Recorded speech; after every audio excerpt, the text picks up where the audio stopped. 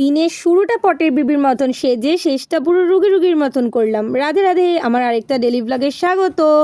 সকালবেলা যেমন সকালের রুটিন থাকে, কাজকর্ম করে মায়ের সাথে গেছিলাম ব্যাংকে। আর বহু দিন পর আমি রিক্সায় উঠেছিলাম। রিক্সার থেকে অটোর ট্রান্সফর্মটা একটু বেশি তাড়াতাড়ি হয়ে গেল বলো। আসলে ব্যাংকে এত দেরি হয়ে গেছিলো, নাকে মুখে বাড়িতে এসে রেডি হয়ে আবার অটো করে আমি যাচ্ছিলাম বিরাটি স্টেশন।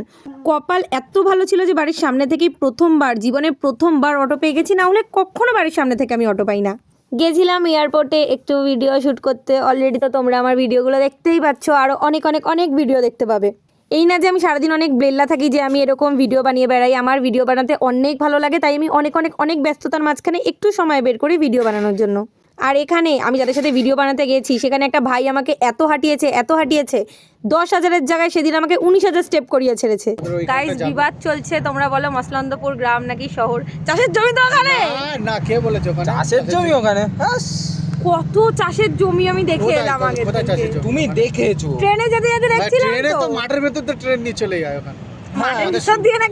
অনেকেই আছে খুব তাড়াতাড়ি লোকজনের সাথে মিশে যেতে পারে, আর আমি তাদের মধ্যে পড়ি যে মিশে গিয়ে ঝগড়াও করে দিতে পারি। সারাদিন একটু বেশি হাঁটাহাঁটি করে আমি বাড়িতে এসে ক্লান্ত হয়ে পড়েছিলাম, তাই একটু রুগী দেখতে লাগছে। যদিও আমার যদি অনেক শরীর খারাপ হয়ও, আমার গলার আওয়াজে কেউ বুঝতে পারে না যে আমার শরীর খারাপ হয়েছে। এভাবেই একটা সুন্দর দিন শেষ হলো আমার। দেখা হচ্ছে পরের মিনি ব্লগে। টাটা।